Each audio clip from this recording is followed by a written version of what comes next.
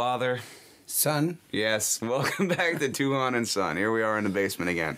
The show that was created for the sole reason that, Dad, I know you, but yet I don't know you. There's so much to the legend that I need to know. So, with that, the last time we talked, we covered how you started in this industry and you coming up through, I guess, to about the 80s. Before we get into the future, because there's plenty of time to get into the future, I was wondering, what was your most memorable bruises out of all these tournaments and training? Like, I've seen you come home with some real shiners.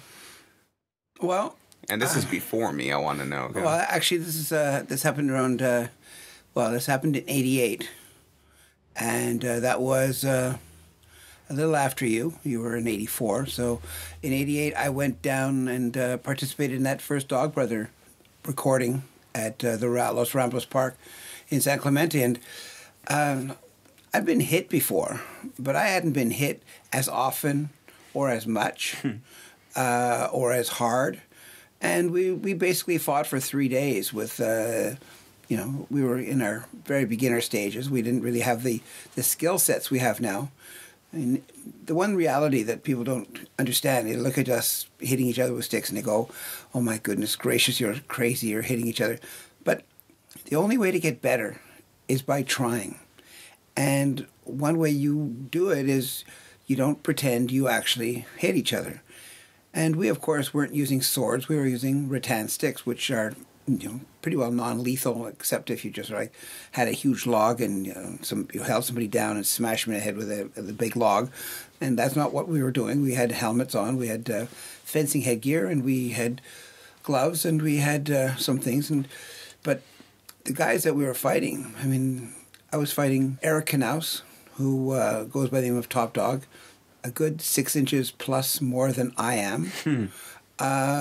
Mark Denny, who's a couple of inches taller, and about my age, and then Arlen Sanford, and he was a strapping man. He had some powerful shoulders and arms, and hitting me was kind of like he was a home run hitter, and I was getting swatted out of the park. Now, lately, I've been speaking to them, and I found out that I actually had some power myself, but when you're basically in there, you don't think about those things. You don't think of whether or not you have power. You think of, do I have the will to survive? And, well, here I am, surviving after all these years later, and it was quite an experience that weekend, because I went down there in pain. I had a small rib just underneath my scapula, my back, that was a little bit out, and I suffered from pain for 3 days, and it was so painful that it was noisy, to the point when I came back, I called up a friend of mine who did skeletal work, and I explained my situation, and she said, oh, come over. She looked at me and said, oh yeah, I know what it is. And literally, she had me put my hands behind my head, came around, isolated my shoulders, did a little push, and I heard this clunk, and it was like the sound stopped. I had silence in my ears. But it was amazing because I was rooming with Mark Denny, and he'd be walking on my back for half an hour a night trying to put this rib back in place. And I developed a technique where I didn't actually have to lift my arm over my head for more than a period of time. I actually had to... I would sort of get somebody to try and hit me in the head, and I would lift my arm up because desperation is more powerful than pain, and I would counter the person, and then I would follow up with a strike across their legs. And it was funny because everybody thought that was my favorite technique, and it wasn't my favorite technique. It was my only technique. I didn't have a choice. I couldn't hold my stick above my shoulders. And you had that rib thing before you showed up? Yeah. Huh. Walking in a battle with a big wound. Yes, but when you spend all that money to get somewhere, you don't sit there and go, I'm hurt. I'm hurt. Yeah. For those of you listening, we're going to have a full interview with Mark Denny coming up. It's just after our initial interview, Dad and I had never recording anything together yet, and we were kind of just figuring out what the show was. And since then, Mark Dennings actually wanted to say a couple of more things, so we're going to Skype him, and we'll have a little bit more information. So we'll put all the interviews together in some massive Frankenstein army of information, and yeah, it'll be good. Sounds awesome. Yeah. So let's talk more bruises. Mom was telling me a story once where you were boxing and you punched someone in the nose and their blood got all over you, but like a lot of things, different stories, different people. You know, if you were to hear all the stories about an event from the people in the room, you'd probably get a completely different idea of what you thought at the time. Mom was pregnant with Serena, your older sister. Talk a little louder. Okay, and and I had entered a boxing match in Saint Laurent, Quebec, and I'd gone up and I was fighting this guy, and I hadn't been boxing for very long, and I wasn't really that great, but I was, you know, the only way to get better is by getting in the ring, practicing. The fight started, and it was basically a 3-rounder, and you know, he swung at me, and you know, we were not, neither of us had much experience, and so at one point I hit him with my jab, and his nose sprayed all of this blood all over the place. At which point, your mother freaked out because she saw all she saw was this blood, and the man sitting next to her said, "It's okay, madame. It's not his blood." As if somehow that. So anyway, this is after the outbreak of AIDS. Yeah. Anyway, what happened was that everybody told me I won the fight, but according to the judges, I lost. And then everybody was going, "Well, it's okay. You had the best loser." I got some trophy for being the best loser. I get those trophies often. Anyway, but it was both, but at that time that was my last boxing match because your mother basically almost had your daughter there, or your sister there. Okay. Because she was totally freaked out by all this blood, and never go there, never do that again. And so I didn't. I'm sure she'll favor that impression you're doing of her at the moment. All right. So yeah, but besides the Dog Brothers, any other times when you're just like, oh man, like how the hell did I get into this? Why am I doing this? Like, this hurts so much. Besides the rib thing. See, the reality is that, well, there are a lot of Dog Brotherish type of events that happened. One of my first times ever stick fighting was in 1981. I was in New York City at the United Nations High School where we were holding a tournament, and we would fight. And nowadays we make sure our heads are covered and our hands are covered. But in those days, what we had is these huge, heavy weighted masks, kind of like for kendo, which is it's kind of like a felt headpiece with a big iron cage over the face, and really thick felt heavy body armor, which of course it protected you, but it also made it impossible for you to move without getting overheated really quickly, and no gloves to speak of. Mm-hmm. And we were told that it was okay. No one's allowed to hit your hands, as if somehow while you're swinging your stick, which is attached to your hand in front of you, and they're swinging their stick, which is attached to their hand in front of them, somehow, I know you're not allowed aiming at the hands, but it's, from my experience, there's very little you can do about it when it actually happens. And when you don't have gloves on, there's a reason why it hurts to hit your hands, because they're full of nerves. There's all that sensitivity that we have. Well, the hands are one of those collected points of sensitivity, and boy, I smashed my hands, and they were pretty mangled by the time I got back home. Okay, but only dog bar stuff have you been hurt with? Because I've seen you come home with shiners all the time. Like, you got the basics. You got, like, getting punched in the face, not seeing it coming. Yeah, but that kind of stuff is really funny, because to get a shiner just means that somebody's lost a bit of control. Because, most of the time, if you're doing boxing or sparring, you're wearing equipment. You're wearing protective equipment. So you may get hit. The things that were actually one of the more, I guess the things that I highlight what I'm about to say, most of the time you don't have to worry about people you're training with. You have to worry about other people. Here's a new segment we like to try on the show called "Did I Do That?" And that's where Dad talks about all the times, in and out of the ring. He's trained real and he's a master of his craft. But tell us about the times you got in little scuffles outside the ring, and and now that you're an older man, you realize, wow, that was idiotic. Why did I do that? Yeah, well, one time I was working as a doorman in Night Magic, a club in Old Montreal. And this was late 70s, early 80s. And this guy walked in one day and looked at me like he knew me. And said, hey, man, how you doing? Hey, fine, I'm fine. And, let him in to the club. And sometime later he came back and said, I know you. And I looked at him and said, well, quite honestly, I don't know you. And he said, oh, yeah, you know me. No, I don't know you. Oh, yeah, I know you. So this went back and forth without any change. And I said, well, if you think you know me, then who am I? Oh, I know you. And I said, well, if you think you know me, then who am I? And he said, I know you, Dave.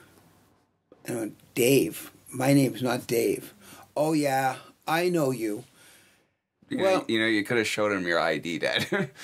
I don't even know if I had any. This was the 70s and 80s. Yeah, so I'm not even sure if, no, I don't even think I had a license at that time. Okay.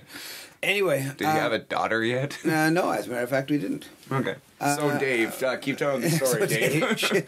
Anyway, what turns out is that this guy and his friends had been selling small amounts of cocaine to their friends.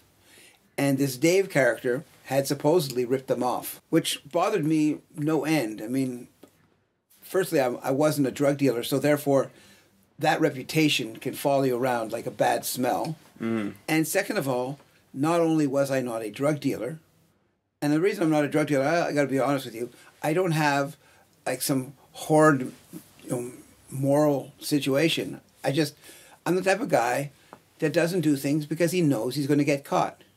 And so, I never did them. Mm-hmm. So, being accused of this, especially by somebody who was so absolutely sure of themselves, was a bit distracting and more than a bit disconcerting. So, I said, no, I'm not. And anyway, so he'd go around telling all of his friends and all the people that they knew who knew me at the door, and I'd been there for a while, that I was this guy, Dave, who had ripped him and their friends off. So I was getting really kind of angry. This was really, really, really infuriating because your reputation, I mean, in the 70s and the 80s, I don't know exactly whether or not I actually had a reputation to sully, but I was getting really angry because if people knew you as a rip-off person, they would do things to you and then they would feel as if they were justified. They would literally feel justified. So anyway, I managed to get a hold of this guy and say, look, I don't know who you think I am, but I'm not that person. And I'm very angry at the fact that you're telling all of your friends about what you think I am because I am not that person. So it came to pass that, he would show me what's what. And I was very angry with this time. So we went outside. And this guy started mouthing off again, and I got angry, so I just started hitting him. But the thing is, I didn't do such a great job. Okay. He put his hands up to cover himself, and what he did is if somebody puts their elbow up like this to protect themselves, and you try to punch around it, sometimes you hit your bicep on the elbow. Okay. And it was just, I hit him once or twice, and I'm not going to say, yeah, I'm a big man. But I hit him 2 or 3 times with his elbow on my bicep, and I couldn't use my arm for I guess 2 or 3 days because it was just, my arm was just sore. I'd done something. The irony is, years later, I'd found out that this was a particular technique to do in Filipino stick fighting. When they do empty hand stuff, they'll actually punch the person's bicep. But I didn't know that at that time. Okay. I hadn't been introduced to it at that time. And it was funny as hell because it was like, here I was, enraged this person had questioned my honor and my self-respect, and it was affecting me as a person. And because I had to deal, when you deal with people who are drug dealers, even if you don't do it, there was guys who would, Night Magic was occupied, or there were a lot of people there who lived in the drug trade. Mm-hmm. So if they would see you as a thief or someone who could threaten their lifestyle, yeah, it may not be preposterous to imagine people would shoot you. Yeah, well, it's like O.J. Simpson getting acquitted for murder. I don't know if he did or not, because frankly, I'm not him nor anyone involved. But for the rest of O.J.'s life, they're gonna say, whether he's proved innocent or not, it's like, oh yeah, the murderer. So it's like, oh yeah, Phil, the thief. Yeah, exactly. Or not the thief, the rip-off artist. The rip-off artist. But he's proven wrong. It's like, well, it's a lot easier to remember that he was a thief, Jim. Yeah, well, that's true. That's true. So as a result, I was angrier than hell, and I wanted to avoid this, but as it was, he just got so angry. But that was just the dumb thing. How'd the fight stop? Well, that's it was over. It was like, he was a stupid drunk guy who misunderstood or mistook me for somebody else, and I suspect that eventually he figured out that I wasn't that person. Oh yeah, like there's two guys with small eyes and poofy hair hanging around here.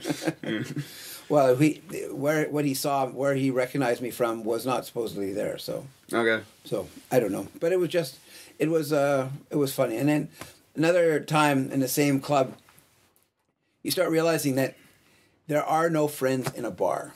If you're a doorman, nowadays when I have students of mine who are doormen or security at a bar, and you hear about about what things are like, and you realize that things that happened to me must have been, well, not what happened to me, but they must have happened to everybody. There was just basically one doorman, or maybe two people in a security position, backed up by the manager or the bartender. And you have a full frame riot going on, and that's what you'd have. But nowadays in these bigger clubs, they invest a bit of money. There are 5 or 6 people who are in a decent sized club, and they all know how to work together to disperse the energy and to stop people from fighting. But they didn't have that in those days. No, you just had to deal with it anyway. One time there was a fight in the bar. And so you go over there and you break it up and you escort someone out.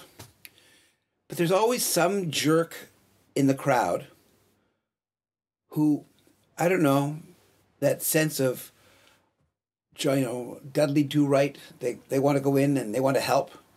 And you're escorting somebody. And nowadays, of course, what do they have? Most people who are security people have big T-shirts with the word security written on the back. So if you make the mistake of getting involved and you touch them or hit them, you're thrown out of the club and probably banned.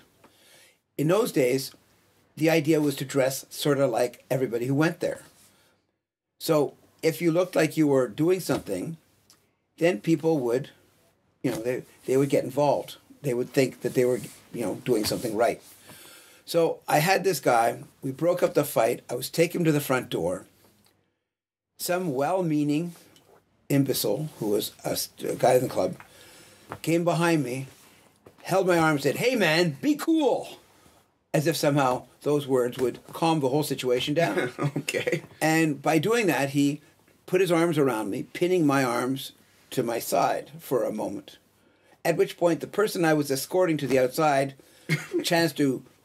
he was released from my grip, turned around, swung at me and hit me right in the jaw. I was angry because if people go, it's amazing how many people think that the words "Hey man, be cool" are adequate to stop a real fight. All you really want to do, you don't have a big deal you don't want to fight. Fighting hurts your knuckles, creates animosity, and makes people want to get you back. But if you just kind of hold them, do that, move them to the outside, and if they're just drunk, the people who own bars are more interested in their money than trashing their reputation. The idea that these clubs would make millions of dollars in a year And they make millions of dollars by people spending their money there. The idea that somehow you're not going to spend, you're going to make money by keeping people out is ridiculous. And so, they'll always let anybody who wants to come back in. Oh, I'm so sorry. Okay, I can come in. Oh, I'll promise I'll never. Okay, no, never mind. Don't say that. Just come in. Because all they want you to do is spend your money. And if you make some stupid promise that you can't keep, well, then they have to deal with that. So it's better when they just lie.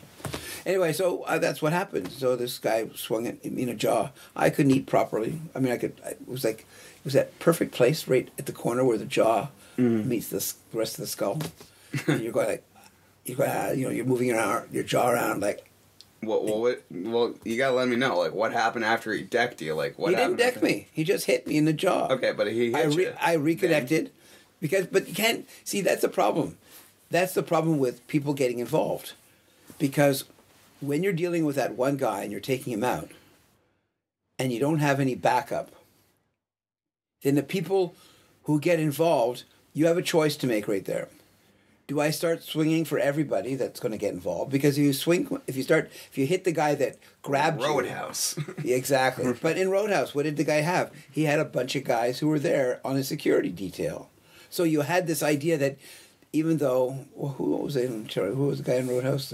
Patrick Swayze. Yeah, Patrick Swayze. And, but he had all of his guys who backed him up. So he could be the lone gunman thing. But invariably, there was always, it wasn't like he was ever alone. The only time the only person who was alone was his buddy who got killed. Yeah. But, invariably, that's the situation. You would have a situation where that, and that's, and of course the owners are always going on, because of course they see fights and disturbances like that as cash flow. Yeah, they're cash flow. It's like, what about my face and stuff? But yeah, so that's pretty interesting stuff. Just because you know martial art doesn't mean you're a superhero just because you train, and to take what you know out of the gym and into the world, your instincts, your reactions, it's not always the same thing. I heard a story once, but I'd like to hear it from you about basically what happened to your teeth. Oh. I was on the Pink Floyd tour in 1977. I was on the Animals tour. Yeah. And we had played some dates. We started, I guess, in Florida, and we played some dates in Texas, and we went across. We're in Phoenix, Arizona. Just to specify, Dad, you were a roadie for many years? No, actually, I wasn't doing the roadie. I did the roadie thing, but I was working for a company called Brockham United, and we were the guys that sold the T-shirts on the tour. And so we were at Anaheim Stadium, and what happened was, we were in there was a show, and Anaheim Stadium is a baseball stadium, as anybody who knows baseball. I think that's where the California Angels. I sure don't. I saw that stadium in the movie Angels in the Outfield. Okay, well then Nate. And I saw Christopher Lloyd and Danny Glover in it. So that's about all. That's okay, well. And Joseph Gordon-Levitt pre-weird gay sex movies. And yeah. Anyway, I was there, and what happened was that it was my first experience of being mobbed, I guess. Okay. What happened was I was in...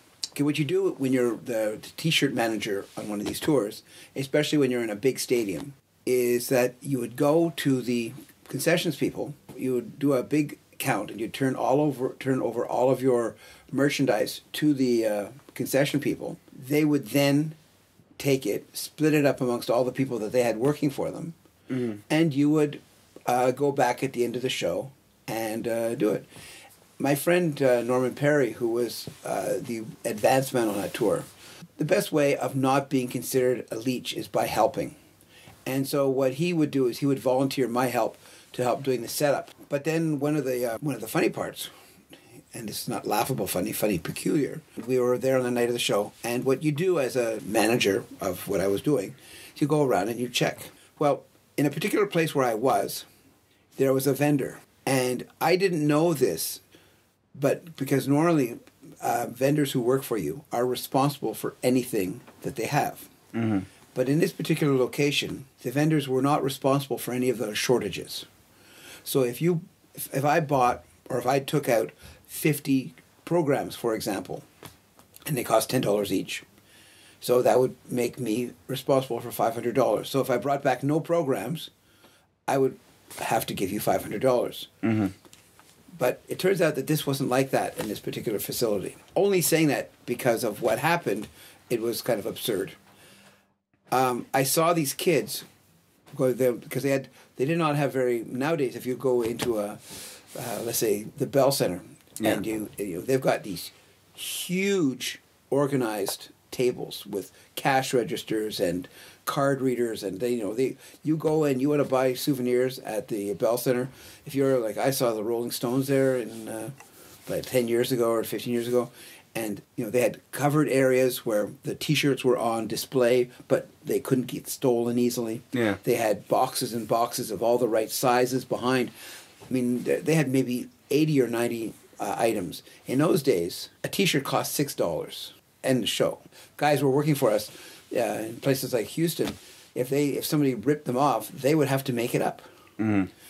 So anyway, here we are in Anaheim Stadium, and I see these kids ripping this guy off, and I didn't realize it wasn't some kids. It was a gang of kids, a gang of kids who worked together, kind of like the Charles Dickens movie or Charles Dickens thing, Oliver Twist or something like that. Yeah, where they were just gangs of gangs. The Artful Dodger. The Artful Dodger and things like that. Yeah. Well, anyway, they had a bunch of kids who were there, and I saw them ripping off, and so I stuck my rather large nose. I don't actually have a big nose, but I stuck my nose into it where I should have stayed away. At which point, all the kids who are around protect them. I got my hair was a little bit longer then. Some girl came screaming at me because I was, stop, leave him alone. I was like, I wasn't going to arrest anybody. I couldn't arrest anybody, but I just said, go on, leave him alone, because they were stealing the guy's T-shirts and whatever. Yeah. And so this girl came by and started screaming in my ear, grabbing my hair, pulling me backwards. And some guy who was in the group had a small metal bar, and he just swung at me and popped me in the mouth, and out came my 2 center teeth, and cracked one on the side. So. Oh fuck. But I mean, it was just like it happened so quickly. It taught me a lot. It taught me that don't trust a girl. Well, there's that, but no, not so much that, but just more like, don't get involved because you have a good feeling about something. Don't just do it because. I mean, if you want to get involved in something, that's fine, but don't do it thinking that coming in with a good word and a good feeling personally that something's going to get something good will come out of it. Here I was, going, oh, peace and love. Oh, wait, did you guys go up to them and say, hey, guys? Oh, no. Be cool. I don't think I was quite that naive, but I didn't have any idea that the wolf pack mentality was going to be applied to me right away. It was just like they were there stealing this guy's stuff, and they turned on me. What was the guy doing? He was selling stuff. He was just one of the vendors for the okay. No, I mean, what was he doing when they were stealing it? As soon as I took the pressure off him, he took off down the hall the other way. Oh. He had no interest in whatever I was doing, and and that bar completely. I got whacked so bad. It was bang. I'm not saying a steel bar. I mean, it could have been brass knuckle. It could have been anything. I had my lips are already big. Yeah. So it was like I was eating a Big Mac. Oh God. I was. They brought me. My friends brought me to the hospital. I was brought there by on a stretcher in an ambulance. I got to the hospital. I was like, blah, blah, blah, blah, I was fixed up. When I got home a little while later, I had to go to I went to a dentist, and they did they created a temporary false thing, and I eventually had to have a bridge put in. Mm-hmm. It just goes to show, no matter how well, and you were training back then, so no matter how well you're trained. The thing is, I wasn't training, and at that period of time, I was working on the road quite a bit, and so I wasn't working regularly. I wasn't doing that. I was visiting. I was on another tour. I was with Genesis, and I got to visit some Kajukenbo schools when I was in San Francisco. But really, it was what I know now. would have put me in much better stead than what I knew then. Yeah. Okay, well, we'll talk about your rock and roll experiences in another episode, because I'm sure there's more tales to tell of how martial arts and music can be linked up. But just on a note to end on, you were saying something like one of the worst times you were ever hurt had nothing to do with you being in the ring at all. You were in a theater group. Yeah, actually, I was in a theater group called Youth Theater, and we had a small space near Green Avenue on St. Catherine Street, and we would do shows for elementary schools and kindergartens and just community centers, and we would do different shows, and there was one of those shows with a message. War, man. Yeah. War. Yeah, well, we didn't do that. Okay. Anyway, so we were doing this, and in our attempts to maintain or improve our theatrical quality, we would have theatrical workshops. And part of this workshop one day was the workshop of play fighting. Mm-hmm. So you would pretend to kick somebody in the chest, and they would then throw themselves backwards, rolling perhaps once or twice, to show that the kick that person would do. So the idea would be to wind up and do a very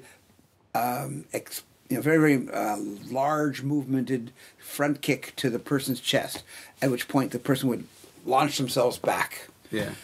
Well, at that time, a friend of your mother's was there. I didn't know your mother in those days, and she didn't know this friend of hers that she has now. But her friend was the person I met, this person, Virginia, and she was in the theater group with us. And she, I don't know, I guess she didn't want to hurt me. Mm-hmm. And so she was supposed to do that kick, and I was supposed to launch myself backwards. And she didn't. She decided she couldn't bring herself to hurt me by kicking me in the chest. So she brought her foot up slowly, or up short. Yeah. And instead of kicking me in the chest with her foot, she kicked me in the eye Okay. with her toe. Which severed, or not severed, but my eyelid was kind of hanging from a flap on the right side. So did she kick you with her shoe? Yeah, well, she had ballet shoes on. Oh, man, sorry. You're saying ballet shoes could really fuck someone up. So. Well, ballet shoes are basically a thin covering over the big toe. Yeah. So when you get hit in the eye with a big toe, it's not like getting hit in the eye with a shoe, because the shoe would kind of be big and large and diffuse the energy over a large period.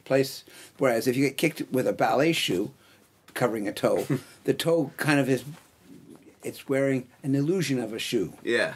And so it was like I got kicked in the eye with this big toe. And so your eye slit. My eyelid cut from the inside all the way around down to, I guess it was about an inch or so. And so we went over to the Reddy Memorial Hospital, which was still operating as a normal hospital in those days.